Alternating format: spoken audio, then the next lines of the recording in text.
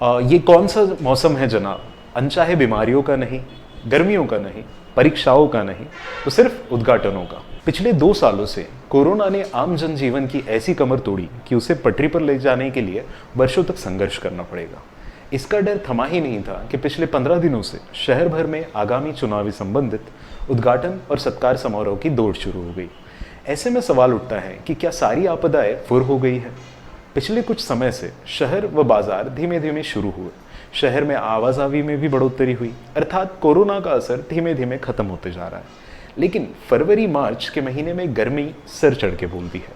इस बार गर्मी का असर भी फीका रहा। इसके साथ मार्च अप्रैल में परीक्षाओं का मौसम रहता है।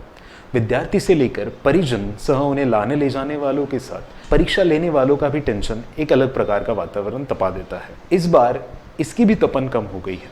आखिर फिर इस दफे कौन सा मौसम चल रहा है जिसके वजह से एक अलग प्रकार की तपन दिखी जा रही है? अगले 2 माह में नागपुर महानगर पालिका के चुनाव होने जा रहे हैं। चुनाव घर घर केंद्रित होने के कारण अमूमन सभी की भागीदारी रहती है, इसीलिए इसकी चर्चा और गर्माहट से कोई मरहूम नहीं रहता।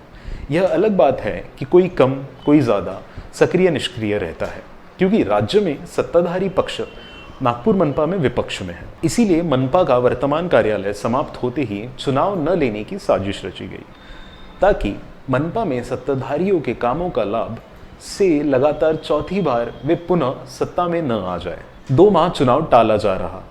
तब तक के लिए मनपा पर 4 मार्च से प्रशासन विराजमान कर दिया गया। इसकी भनक माह भर पहले से ही सभी राजनीतिक पार्टियों को लग चुकी थी।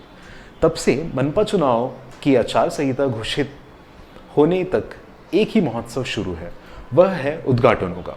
यह उद्घाटन भूमि पूजन किसी विकास कार्य का हो या फिर राजनीतिक पक्षों के छोटे मोटे कार्यों का, जिसका उपयोग आगामी चुनाव के लिए होना है, जिसके उद्घाटन में केंद्रीय और राज्य के बड़े बड़े मंत्री हाजिरी लगाकर नैसर्गिक मौसम को फीका कर चुके हैं क्योंकि इस उद्घाटनों के चरण में लोग कोरोना की गर्मी और परीक्षाओं को भुला बैठे हैं।